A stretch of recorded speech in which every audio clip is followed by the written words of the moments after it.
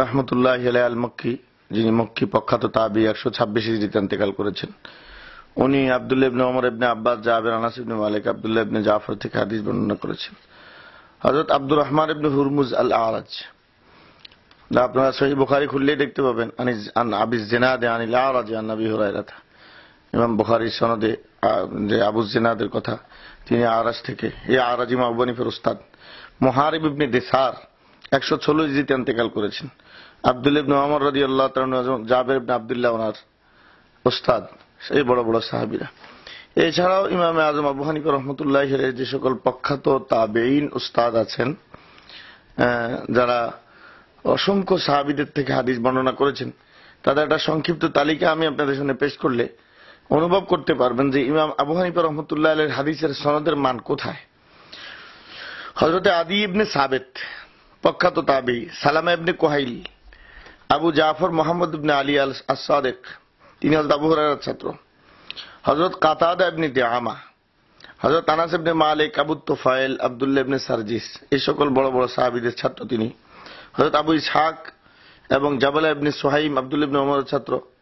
আবু সুফিয়ান, উনি প্রখ্যাত তাবী। আবু সুফিয়ান তালহা ইবনে নাফি, কায়েস ইবনে মুসলিম, আওন ইবনে আব্দুল্লাহ ইবনে উতবা, উনি আব্দুল্লাহ ইবনে ওমর রাদিয়াল্লাহু তাআলার ছাত্র।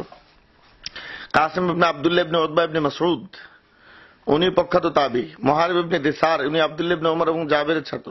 হাকাম ইবনে উতাইবা, তারপরে আলকামা ইবনে মারসাদ, আলী ইবনে আকমার, উনি প্রখ্যাত তাবী ওনারা।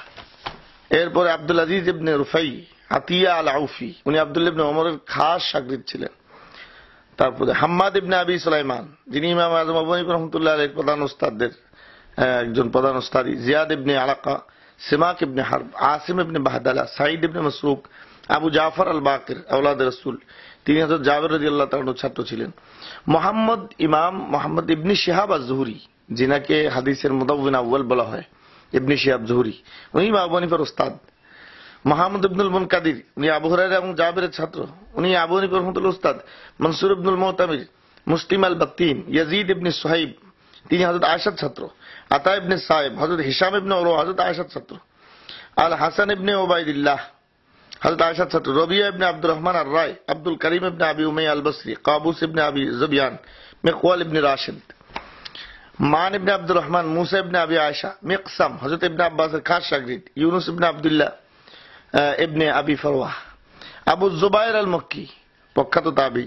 ইবনে ওমর, আয়েশা, আব্দুল্লাহ ইবনে আব্বাস, হযরত জাবের, মুকসিরিন, যে সকল হাদিস বেশিরভাগ হাদিস বর্ণনা করেছেন যে সাহাবীরা, তাদের ছাত্র। আবু আওয়ান আস-সাকাফি, আবু সাঈদ মাওলা ইবনে আব্বাস।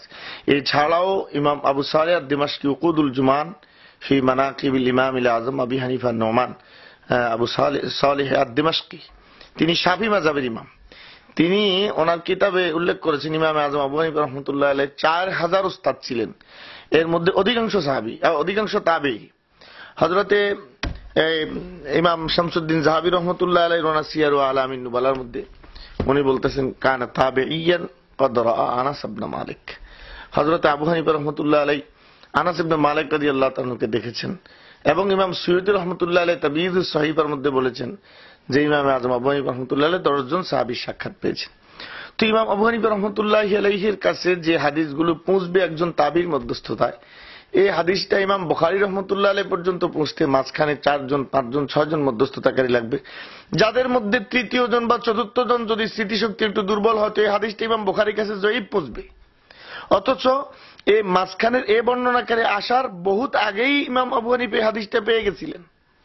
এজন্য অত্যন্ত দুঃখজনক যখন ইমাম আজম আবু হানিফার মোকাবেলা ইমাম বুখারীকে দাঁড় করানো হয়, অথচ ইমাম বুখারী রাহমাতুল্লাহি আলাইহি আমিরুল মুমিনিন ফিল হাদিস, আর ইমাম আজম আবু হানিফা রাহমাতুল্লাহি আলাইহি আমিরুল ফুকাহা। হাদিস শরীফের পুরা হাদিস শাস্ত্রকে সামনে রেখে ইমাম আজম রাহমাতুল্লাহি আলাইহি এর ভিতর থেকে শরীয়তের আহকাম বের করার কাজে সম্পূর্ণরূপে নিজেকে বিলিয়ে দিয়েছেন, ইজতিহাদের কাজে। আর ইমাম বুখারী রাহমাতুল্লাহি আলাইহি হাদিস জমা করা, হাদিস সংকলন করা, হাদিসের প্রচার প্রসার, এই কাজে নিজেকে আত্মনিয়োগ করেছেন। তো একদল মুহাদ্দিসিন আর একদল ফুকাহা, একদল হাদিসের রওয়ায়াতকারী আর আরেকদল হাদিস থেকে শরীয়তের আহকাম বের করে ইস্তেমবাদ করে উম্মতের সামনে পেশকারী। দুই দলের দুইটা ডিপার্টমেন্ট, দুইটা আলাদা ডিপার্টমেন্ট, ভিন্ন ডিপার্টমেন্ট। হযরত ইমাম সুলাইমান ইবনে মেহরান আল আমাশ, ইমাম বুখারী রহমতুল্লাহি আলাইহির উস্তাদের উস্তাদ। তো উনি তো হযরত ইমাম আবু হানিফাকে উদ্দেশ্য করে বলেছেন। আল্লামা ইমাম সাইমারি রহমতুল্লাহ আলাইহি আখবার ও আবি হানিফা ওয়া আসহাবিহি কিতাবের মধ্যে লিখেছেন যে হযরত সুলাইমান ইবনে মেহরান আল আমাশ ইমাম আবু হানিফাকে অনেকগুলো মাসালা জিজ্ঞাসা করছেন। ইমাম আবু হানিফা জবাব দিচ্ছেন। তো সুলাইমান ইবনে মেহরান আল আমাশ বলেন, আইনা ওয়াজাদতা, কোথায় পেলা? তো হযরত ইমাম আবু হানিফা রাহমাতুল্লাহ আলাইহি বলেন, হাদ্দাসতানি আনিশ শাবিয়্যি কাযা ও হাদ্দাসতানি আনিজ জুহরিয়্যি কাযা ও হাদ্দাসতানি আন ফুলান ইবনে ফুলানিন কাযা। আপনি তো আমাকে এই হাদিস শুনেছেন, এই হাদিস থেকে শরীয়তের এই আহকামগুলো বের হয়। তো ইমাম সুলাইমান ইবনে মেহরান আল আমাশ আবু হানিফাকে বলতেছেন, ইয়া মাশারাল ফুকাহা আনতুমুল আতিব্বাউ ওয়া নাহনু সায়াদিলা। হে ফুকাহারা, তোমরা হলা বিশেষজ্ঞ ডাক্তার আর আমরা হলাম ফার্মেসিওয়ালা, সায়াদেরা ফার্মেসিওয়ালা। আমাদের কাছে তো হরেক রকমের হাদিস আছে, কিন্তু কোন হাদিসকে কোন ভাবে কাজে লাগাতে হবে, কোন হাদিস থেকে কিভাবে ফিকহি আহকাম বের হবে, এ বিষয়ে তোমরা বিশেষজ্ঞ। বড় অবাক করা ব্যাপার হলো, ইমাম বুখারী রহমতুল্লাহি আলাইহি, ইমামে আজম আবু হানিফা